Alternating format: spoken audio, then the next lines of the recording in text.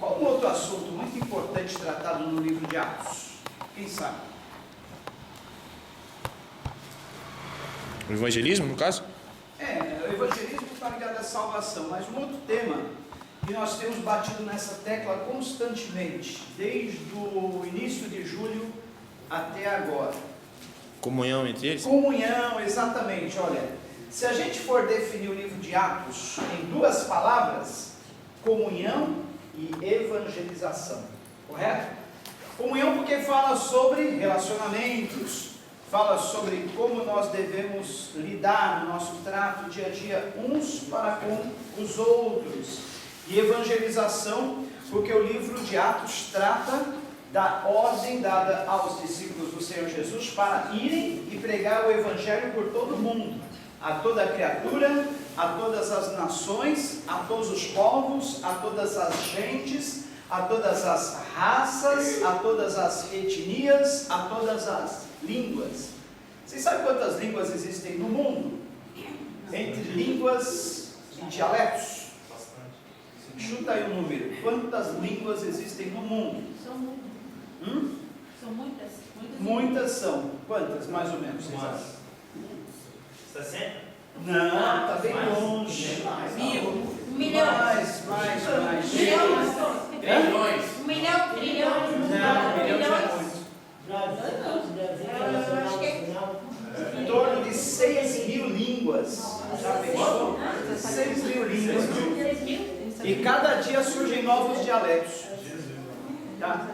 Fora as variações da língua. Por exemplo, aqui no Brasil nós temos o português, mas você vai lá para a região do Nordeste, é quase que um dialeto. O povo fala umas palavras meio diferentes, que parecem uma outra língua. Então, além das 6 mil línguas, ainda tem os dialetos que surgem a cada dia. Já pensou, gente? Olha o que a Torre de Babel fez. Tudo por causa da Torre de Babel. Deus confundiu as línguas, transformou em uma língua e muitas outras, e os homens passaram a não se entender. Esta é uma barreira para a pregação do Evangelho em todo mundo? O que vocês acham? Sim. Jesus deu uma ordem: olha, vocês vão por todo mundo, pregam o Evangelho a toda criatura, a todos os povos, todas as línguas, todas as nações, todas as etnias, todo mundo, ninguém pode ficar de fora. E aí, como fazer? Vocês sabiam? Obrigado, gente. Vocês sabiam? E quando o missionário chega, por exemplo, numa tribo de índio, os caras estão lá falando uma língua que ninguém entende, como é que ele vai chegar lá e vai transmitir o Evangelho? Transmitir o Evangelho já é difícil, não é? Imagine numa tribo que você não conhece um som que eles emitem, não sabe o que eles estão falando, eles não sabem o que você está falando. Já pensou? E aí? Para isso existe o trabalho do cara chamado linguista. Não é linguista, o linguista. O linguista é o cara que vai traduzir os sons que aquela tribo, aqueles indígenas ou aqueles nativos do local falam, e vai tentar escrever isso em palavras. Primeira coisa, o cara fala, ele vai tentar traduzir isso em palavras. O cara fala, ele vai tentar traduzir isso em palavras. E aí, gente, é complicado. Imagina o trabalho do linguista. Depois dele codificar toda a língua do camarada, ele vai ter que passar para o cara o que ele está falando. Quando ele fala pão, o nativo tem que entender que é pão. Então, com certeza, ele vai pegar objetos. Vamos falar, vai pegar um pão, vai fazer o nativo entender, ouvir, e depois vai tentar fazer o nativo escrever aquela palavra. Imagina, é um trabalho de anos, muitos anos, até entender o idioma do cara. Depois de entendido o idioma, ele tem que passar a Bíblia, a mensagem, fazer o cara entender. Então essa é uma das barreiras que existe para que o Evangelho seja pregado em todo o mundo, a todas as gentes. Eu já ouvi testemunhos, e são testemunhos verídicos, que Deus manda uma pessoa para determinado país, determinada localidade, a pessoa chega lá e não sabe falar aquela língua. E não é que o Espírito Santo toma a pessoa quando ela vai falar com alguém, e a pessoa entende o que ela está falando, e ele consegue conversar com a pessoa. Deus manifesta ali um dom de línguas em outro idioma, e ao mesmo tempo a tradução. É incrível. Mas isso são casos raros e específicos, nem sempre é assim.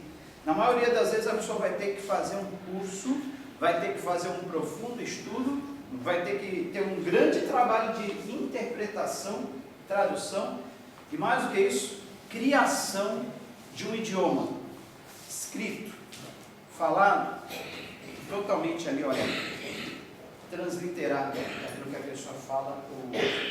Isso é um trabalho muito difícil. Então, essa é uma das questões um dos problemas para a evangelização mundial. Jesus falou, ide, aliás, indo pelo mundo, pregue o evangelho a toda criatura, a todos os povos, todas as gentes, todas as raças, todas as línguas, todas as etnias. Se a gente fosse colocar o segundo problema para a evangelização mundial, seria a religião islâmica. O que é a religião islâmica? É a religião dos seguidores de Maomé, os muçulmanos. Sabe quem são os muçulmanos? Vocês tanto ouvem falar, aqueles caras islâmicos que a gente vê no noticiário, os mais radicais, que queimam cristãos, enforcam cristãos, enterram cristãos vivos, né? De onde surgiram esses caras? Eles também são filhos de Abraão, acreditem ou não. Eles são filhos de Abraão.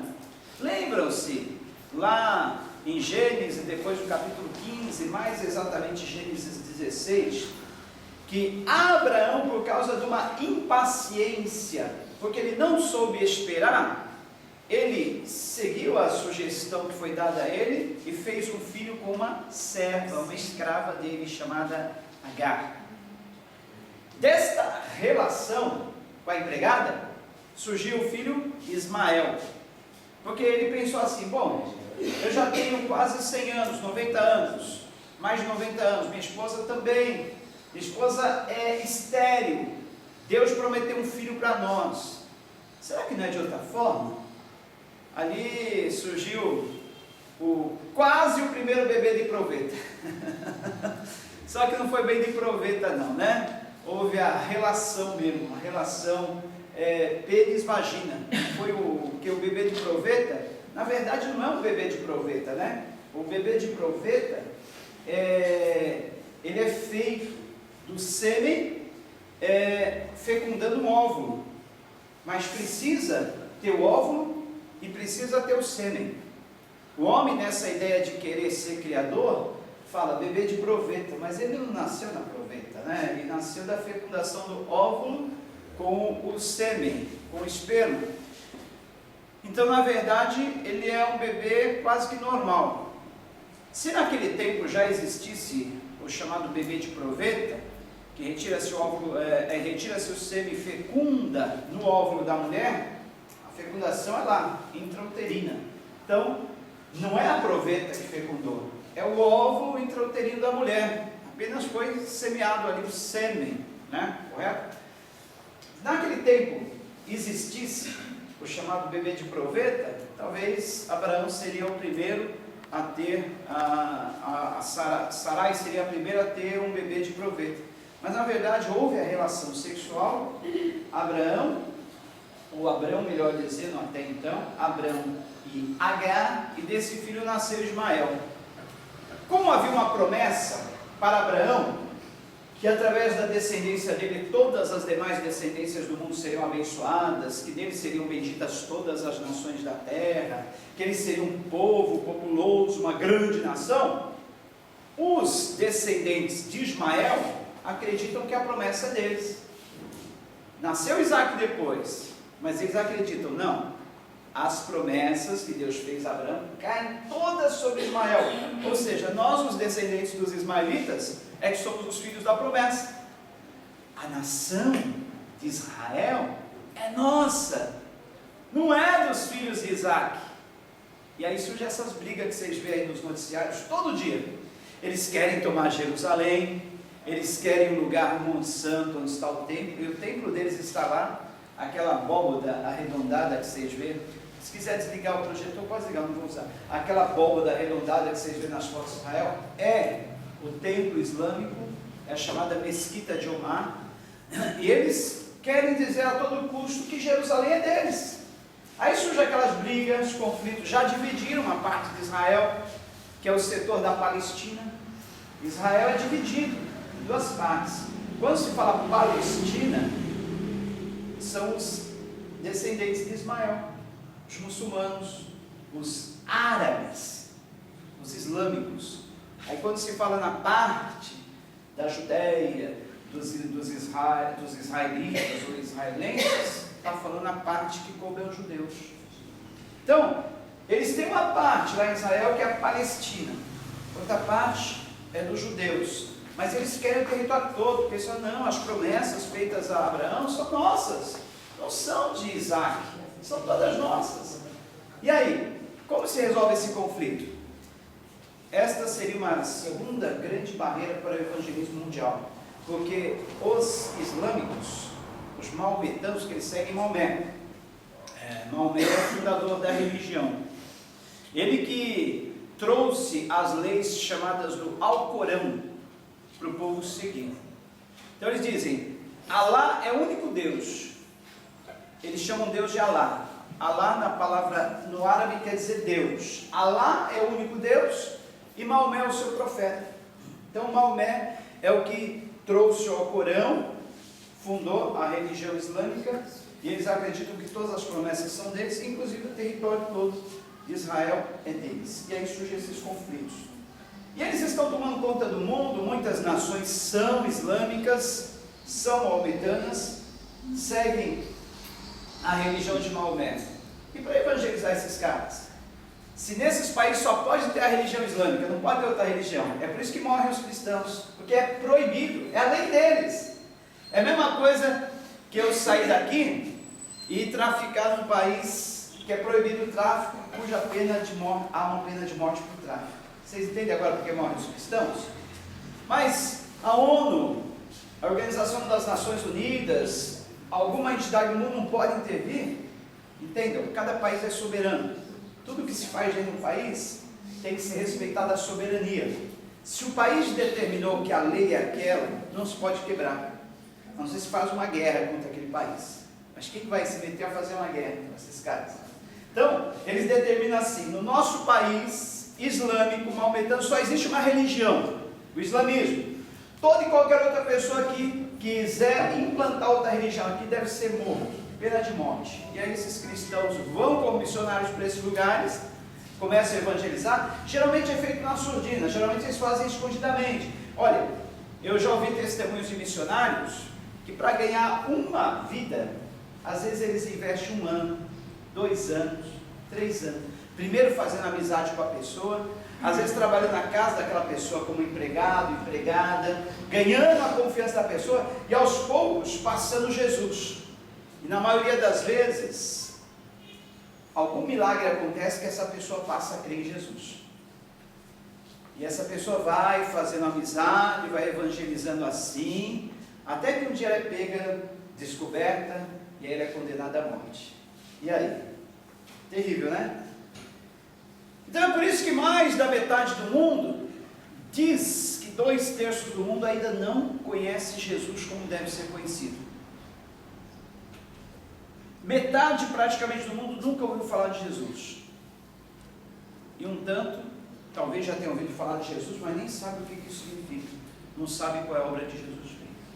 Em Atos capítulo 2, está a pergunta que eu já falei, que toda pessoa que evangeliza gostaria de ouvir. Atos 2, 36, 37. E diz assim, olha, acompanhe comigo. Atos 2, 37 e 38. Vou pedir para alguém ler. Leia para nós, por favor. Atos 2, 37 e 38. É a pergunta, a melhor pergunta que um evangelista, uma pessoa que evangeliza, gostaria de ouvir da pessoa a qual ela está evangelizando. Qual que é essa pergunta? Lê para nós, por favor. Quando ouviram isto, se compungiram em seu coração e perguntaram a Pedro e aos demais apóstolos: que faremos, irmãos? 38. Pedro lhes respondeu: arrependei-vos e cada um de vós seja batizado em nome de Jesus Cristo para o perdão de vossos pecados, e recebereis o dom do Espírito Santo. 39. Pois a promessa é para vós, para vossos filhos e para todos os que estão longe, para todos quantos o Senhor nosso Deus chamar. Muito bem. Pode ler o 40, por favor. Com muitas outras palavras, dava testemunho e exortava, dizendo: salvai-vos dessa geração corrompida.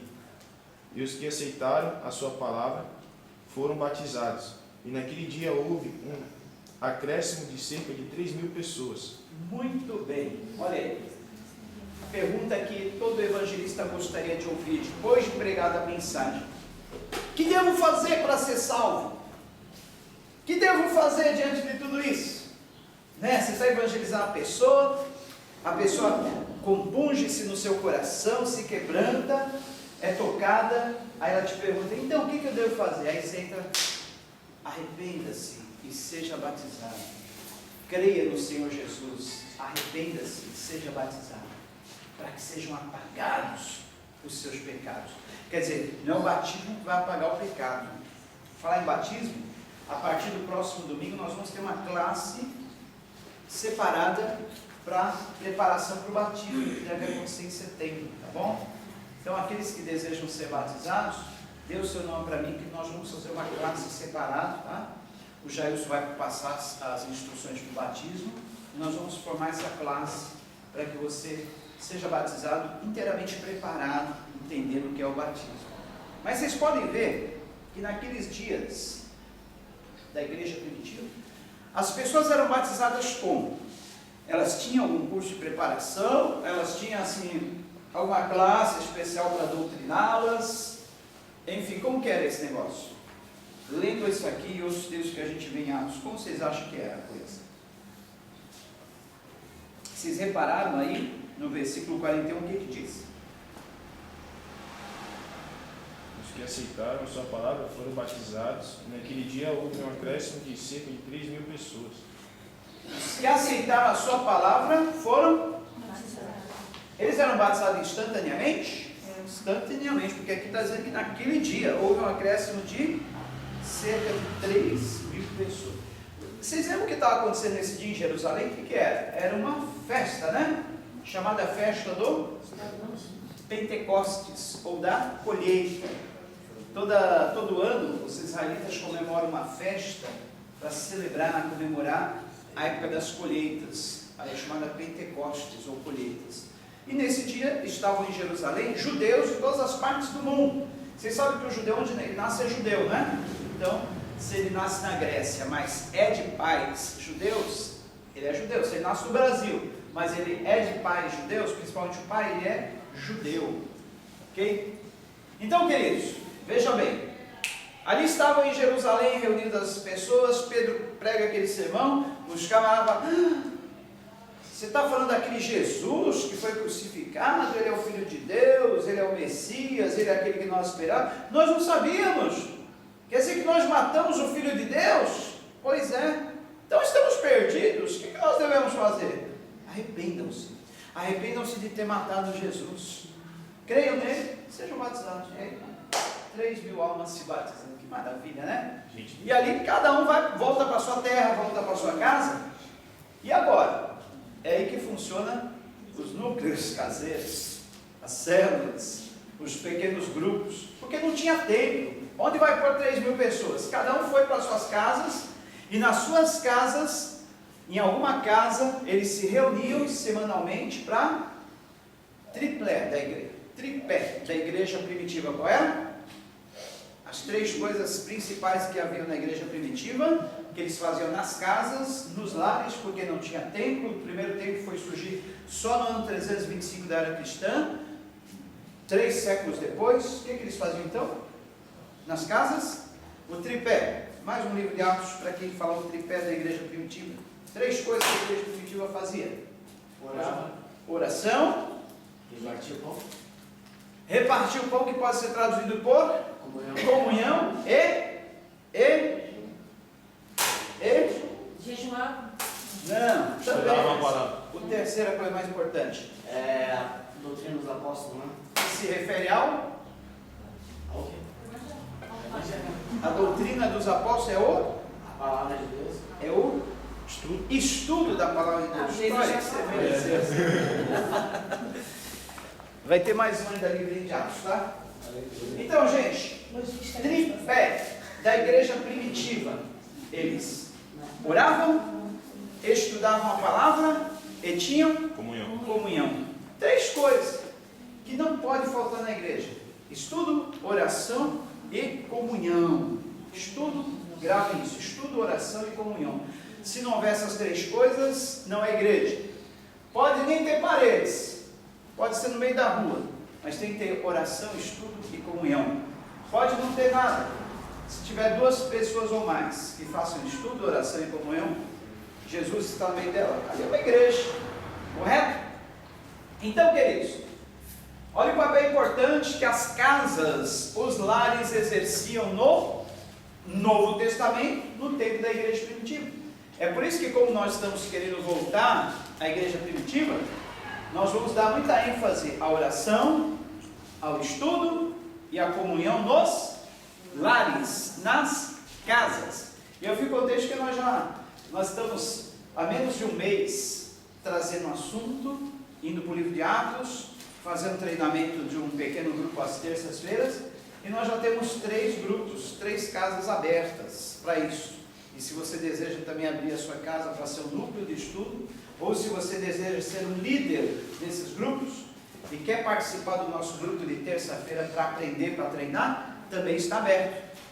Então, 2 categorias que você pode se incluir. Olha, pastor, eu quero formar um núcleo na minha casa, uma célula na minha casa, ou eu quero participar de um grupo de estudo com o senhor para ser treinado como líder. Posso? Pode.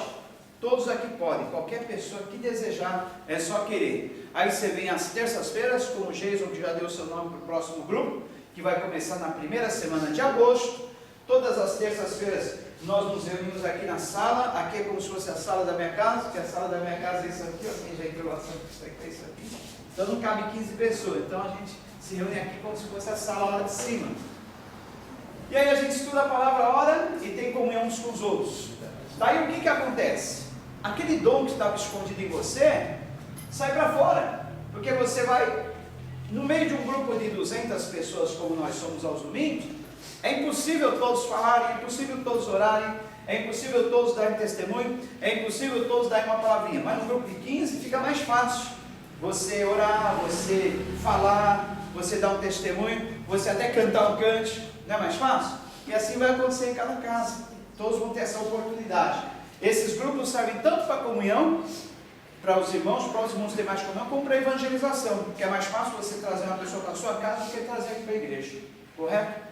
Então, queridos, voltando lá, se o assunto da igreja primitiva, os 2 assuntos principais, comunhão e evangelização, hoje nós estamos falando de evangelização, porque comunhão nós já falamos bastante, já falamos sobre as barreiras, para que o evangelho seja pregado no mundo todo. A língua, a religião islâmica que avança pelo mundo, e aí nós temos um tempo para a colheita, e esse tempo não pode ser perdido. Vocês já viram uma colheita de trigo?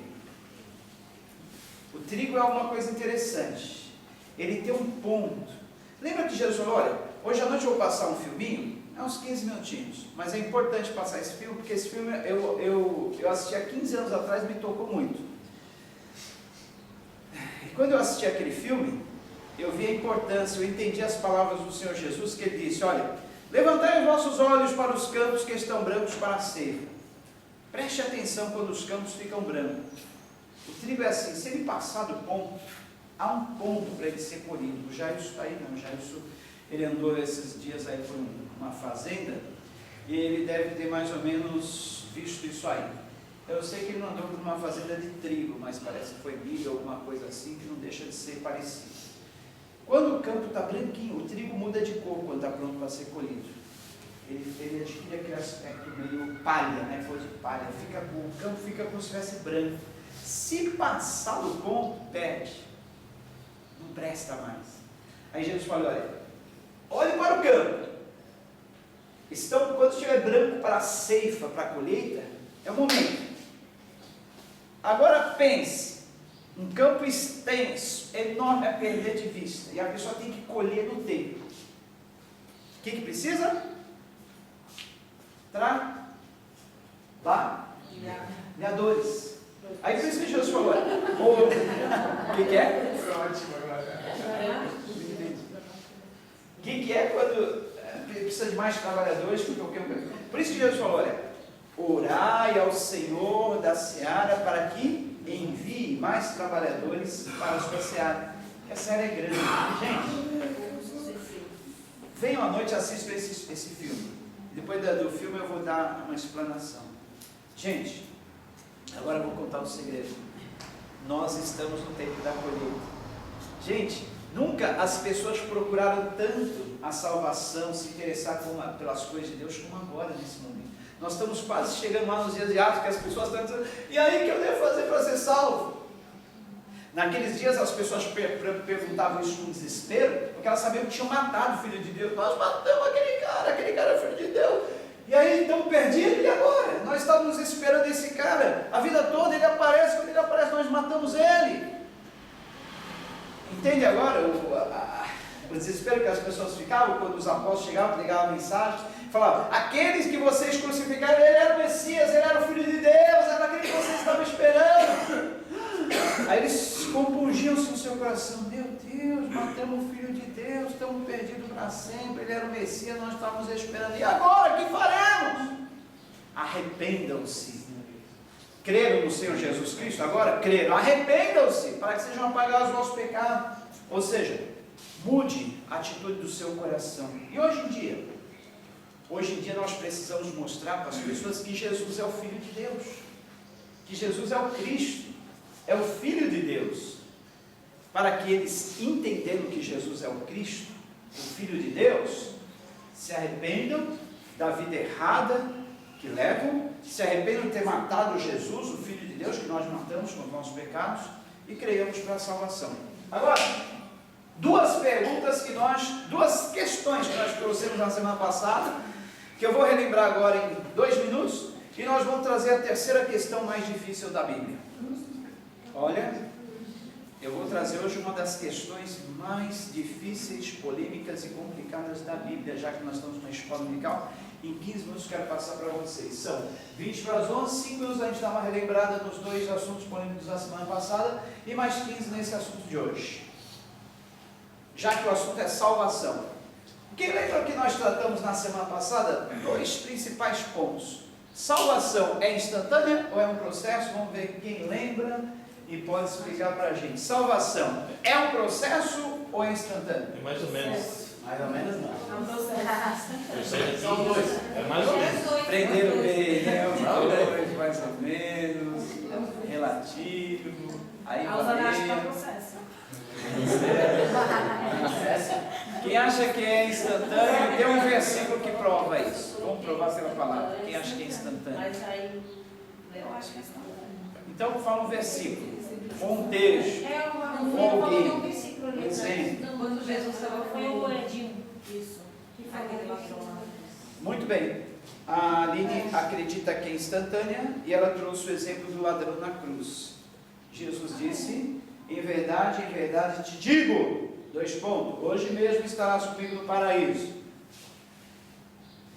Se hoje mesmo, naquele dia ele estaria com Jesus no paraíso, então a salvação é instantânea. Correto ou não? É instantânea? Agora, não esqueçam que os TJs ou Russelitas, ou mais conhecidos por vocês como Testemunha de Jeová, mudam esse versículo com apenas 2 pontos. Eles mudam 2 pontos de lugar, mudou totalmente o sentido da coisa. Olha como é importante a pontuação no português. Né? O português é uma das línguas mais complicadas do mundo. Porque, além das palavras variadas, palavras com duplo sentido, tem pontuações que mudam totalmente o texto. Nenhuma língua do mundo é mudada pela pontuação que nem o português. Aí, o texto diz, original, em verdade te digo, 2 pontos. Hoje mesmo estarás comigo no paraíso. Aí os caras escreveram uma nova versão da Bíblia, nova tradução do Novo Mundo das Escrituras Cristãs, feita pela Torre de Vigia, heresia pura, falsa doutrina, seita. E eles colocaram assim, em verdade te digo hoje, 2 pontos, estarás comigo no paraíso. Jogou o dia de hoje lá para o futuro. Um dia você estará comigo no paraíso, estarás.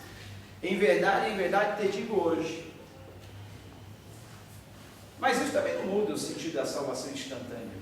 Se ele estaria um dia com Jesus no paraíso, ele foi salvo naquele momento. O que muda aí é a questão do paraíso. O paraíso para quando a gente vai quando morre, é hoje? Ou vai acontecer no futuro? É hoje. Quem morre com Cristo hoje já está no paraíso, já está no descanso, a sua alma descansa, como se estivesse vivendo um sonho bom para sempre. Para aquelas pessoas que são céticas, incrédulas, não acreditam no inferno, no céu como um lugar físico, geográfico, eu falo de um sonho ou de um pesadelo. A pessoa que morre bem e morre com Cristo, está como se fosse um sonho eterno, um sonho bom. E a pessoa que morre sem Cristo, como se fosse vivendo um pesadelo eterno. Simples assim. Porque todo mundo já sabe que é um pesadelo, todo mundo sabe que é um sonho bom. E sabe que isso acontece quando nós dormimos, consciente. E pelas testemunhas de experiência de quase morte que nós já ouvimos e vimos, as pessoas que morrem bem com Cristo, é como se estivessem num lindo jardim. E as pessoas que morrem sem Cristo é como se estivessem num lugar de tormento. Então isso aí é notório, não tem como discutir, é realidade. Agora, se nós temos uma base para a salvação instantânea, os que acreditam que a salvação é um processo, tem algum versículo para provar isso? Lembra dos versículos que a gente falava na semana passada? Lembra pelo menos de um, que a salvação é um processo. Você sabe que para toda doutrina que ser sustentada, tem que ser baseada na palavra, né? A palavra é a nossa base. Então, a gente não pode dizer, eu acho, porque é assim, porque eu tive uma experiência assim, porque tal fulano teve uma experiência assim, aprenda. Nós nunca podemos basear uma doutrina bíblica em nossa própria experiência, ou na experiência de outros. Toda doutrina bíblica tem que ser fundamentada e baseada na palavra de Deus, amém? Um versículo, alguém lembra? Eu acho que não sei falar assim certinho, mas tem um que diz assim, meditar na palavra de dia e de noite, né? Para quê? Para que não pereça e sempre tem um negócio assim. Minha vida aí, gente, que eu não sei. Vida eterna. Então você acha tipo, que tem que estudar todo dia para que não pereça na terra e possua a vida eterna. Tá, então você acredita que pelo fato da Bíblia trazer mandamentos para a gente ler a palavra constantemente, estudá-la, meditá-la, para que a gente permaneça, persevere, isso é um processo. Sim.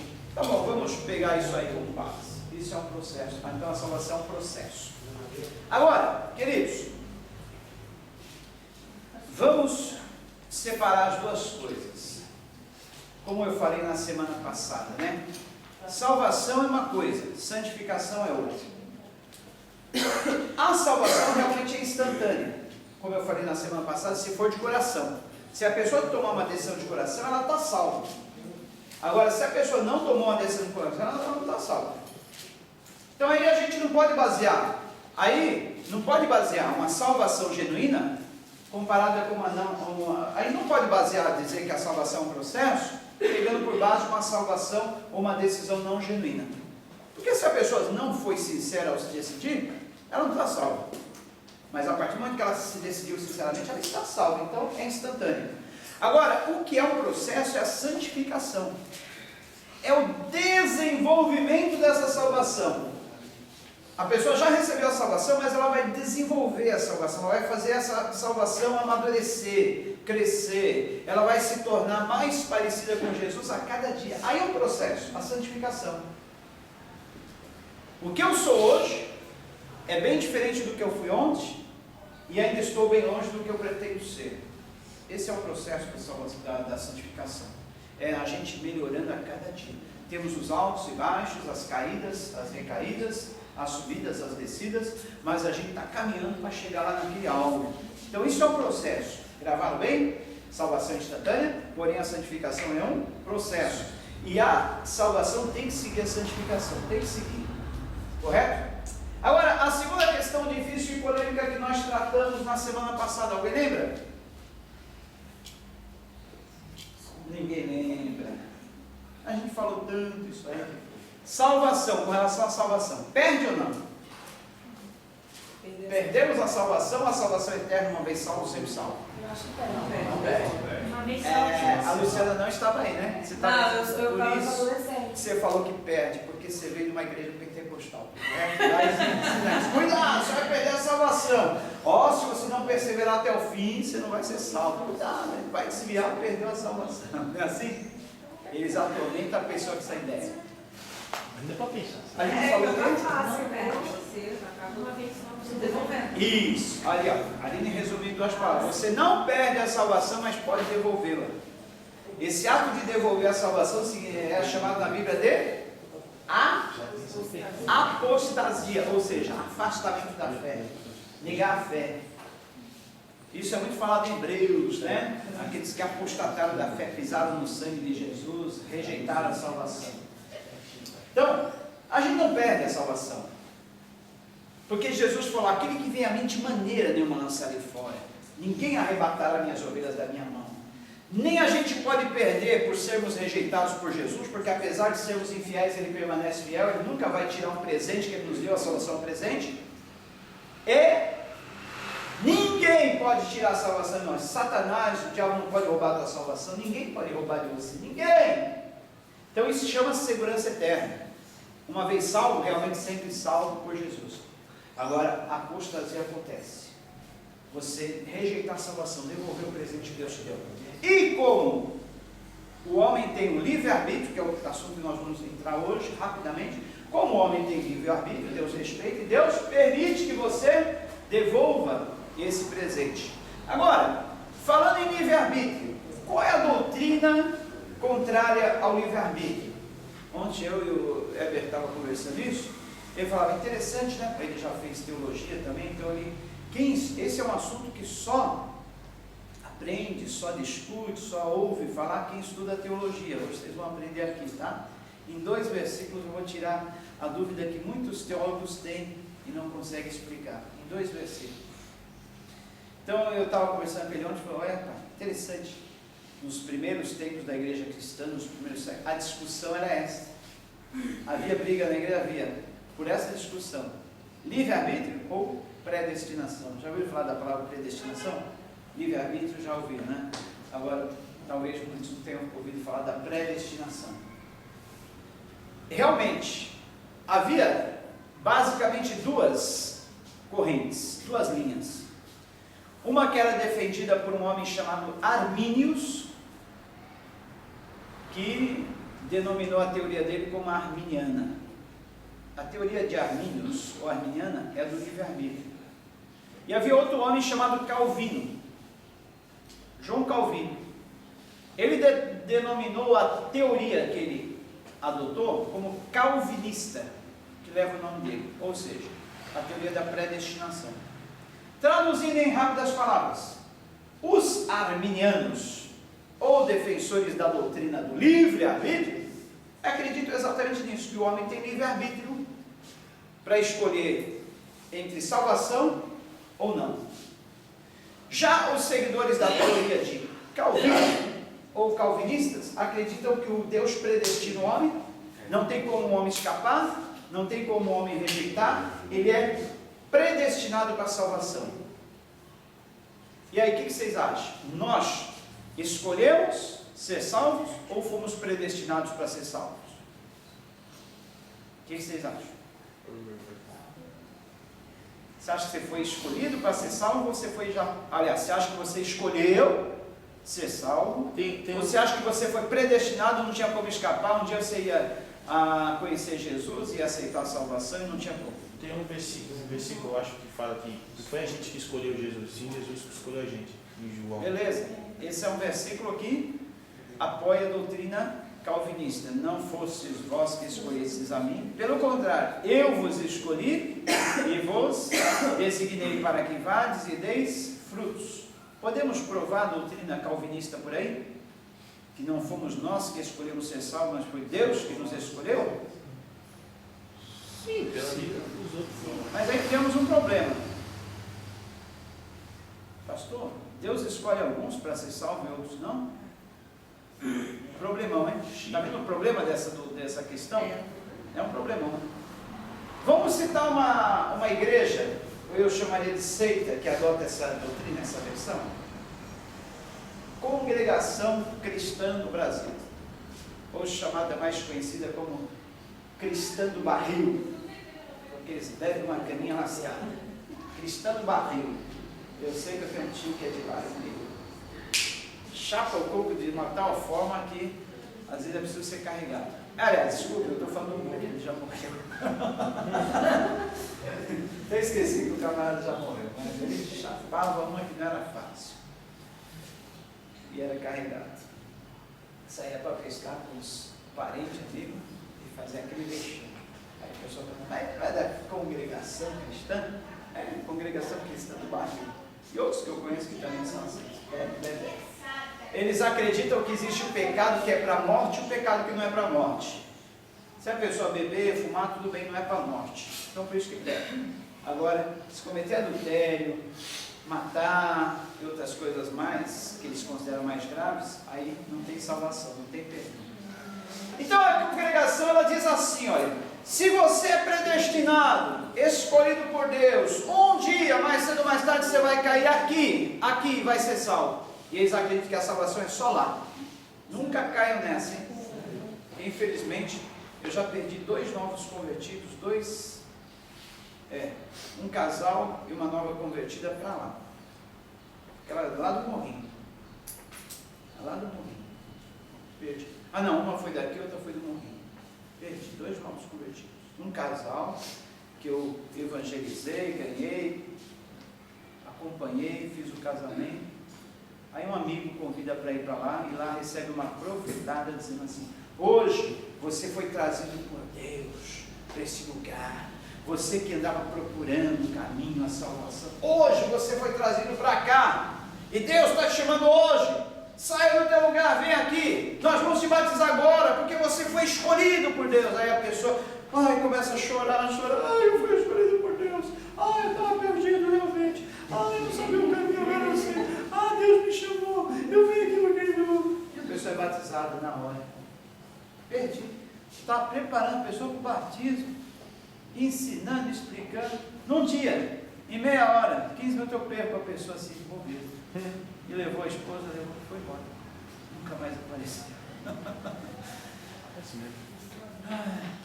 E uma época era mês de janeiro. Eu deixei de fazer uma viagem para visitar meus familiares, os parentes, para ficar aqui, para batizar, para fazer o casamento dos caras, e eles me aprontam uma delas. Mas é assim. Maria sabe o que ela falou, né? Ela que trouxe a jovem, né? Então lá até hoje. Que sejam felizes, mas que um dia saiam da segurança, dessa armadilha, sabe? Então, infelizmente nosso tempo já está acabando, mas em 3 minutinhos, já viu aqueles vídeos da internet que a pessoa explica em 3 minutinhos como é que é isso? Então, em 3 minutinhos vamos explicar a doutrina da predestinação e do livre-arbítrio. Eu queria que vocês abrissem comigo só um versículo, já basta. Eu vou explicar esse versículo e todos os outros vão ser explicados por isso. Romanos 8,30, alguém pode ler para nós, por favor, em 3 minutinhos, explicando a doutrina do livre-arbítrio ou da predestinação. Romanos 8,30. E aí, ó. Eu queria que você lesse o 29. 29 e o 30. Romanos 8, 29 e 30. Ok? Por favor. Vai ler? Por favor. Não, abri aqui, mas uma versão diferente. Se for na linguagem hoje, tudo bem, melhor. Pois aqueles que de antemão conheceu também, os predestinou para serem conforme a imagem de seu filho, a fim de que ele seja o primogênito de muitos irmãos. E aos que predestinou, também chamou. Aos que chamou, também justificou. Aos que justificou, também glorificou. Então, nós temos um versículo que o Jason leu, que dá ênfase para a predestinação, que Deus nos escolheu. Não fomos nós que escolhemos. Agora, eu queria que alguém lembrasse pelo menos um versículo que fala da livre escolha, que dá ênfase para a livre escolha, ou que Deus tenha destinado a salvação para todos, para todo mundo em geral. A escola é bom porque dá tempo de você pensar, você não recebe uma informação já pré-feita, né? pré-feita. Falar em pré-feita, a coisa lá da Merenda terminou numa bela pizza, hein? Vergonha. Toneta, a maior pizzaiola do mundo. Então, falando em pré-feita, não prefeita, uma pré-feita, né? Qual é o... Por que eu falei pré-feita? Não sei. Acho que dá sair fora do assunto. Pré-feita. Hã? Pré-feita, aquilo do prefeito. Pré-feita. Pré para sem filho. Pré-feito. Por que eu falei pré-feito?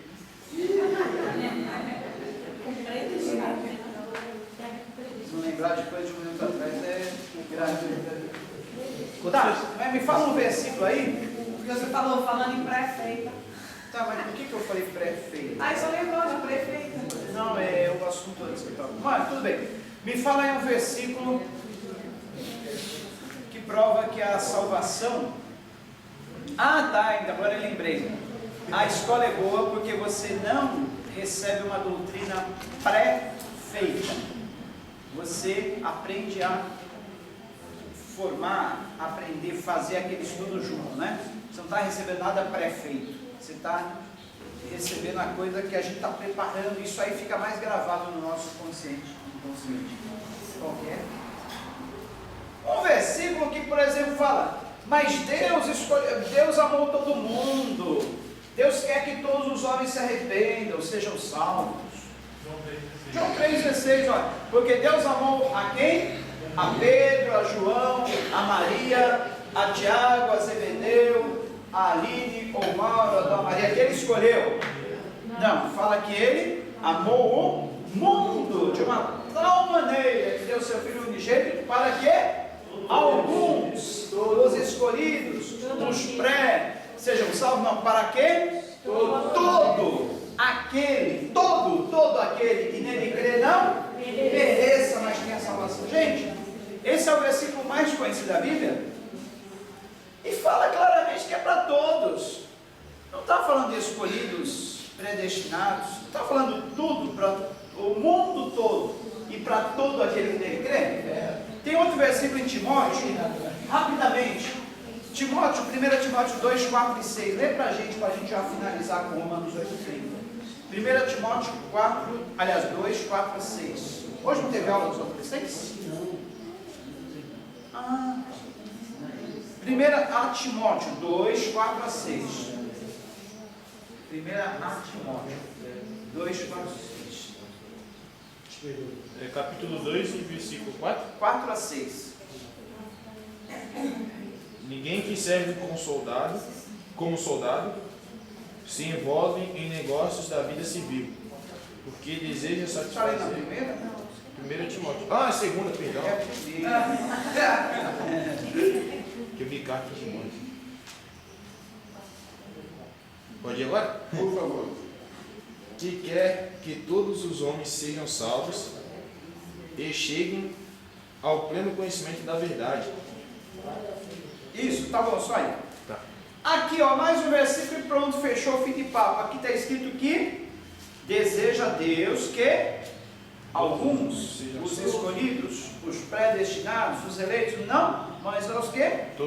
Todos os homens sejam salvos e cheguem ao conhecimento da verdade. Se fosse possível todos escolher a salvação, Deus salvaria todos, acabou. Vamos encontrar a Bíblia? Todos. Ah, pastor, mas se fosse fácil estudar a Bíblia assim. E como é que fica Romanos 8, 29 e 30 que diz, olha, parece que é uma contradição. Pois aqueles que antemão conheceu também os predestinou para serem conformes à imagem do seu Filho, a fim de que ele seja o primogênito entre muitos irmãos. E aos que predestinou, também chamou. Aos que chamou, também justificou. Aos que justificou, também glorificou. Mas a Bíblia é muito complicada, pastor. Uma hora fala uma coisa, outra hora fala outra. Não dá para entender. Eu estava crente que a salvação é para todos. João 3,16, 1 Timóteo 2, 4, 6. Agora vem Romanos, diz que Deus predestinou, chamou. E aí? Descasca esse abacaxi. Emprego, livro de aço para quem entender e explicar isso. que esse é o versículo mais usado para os que defendem a doutrina da predestinação. E olha, quem já fez teologia comigo já aprendeu isso. E eu vou te dizer, aproveitem esse estudo. Já vai, fica aí, senhora, eu vou orar pela senhora até o fim. Mais 5 minutinhos só, por favor. Hoje nós vamos até 11h10, porque nós começamos um pouquinho mais tarde, 8h40, 9h40. Domingo que vem, quem quer trazer uma palavra de 5 ou 10 minutos antes da abertura da escola? Mauro, você. Por livre e espontânea pressão. 5 a 10 minutos antes, tá? Deus amou o mundo de uma tal maneira que Deus fez um mundo. Isso, esse aí nós falamos agora, né?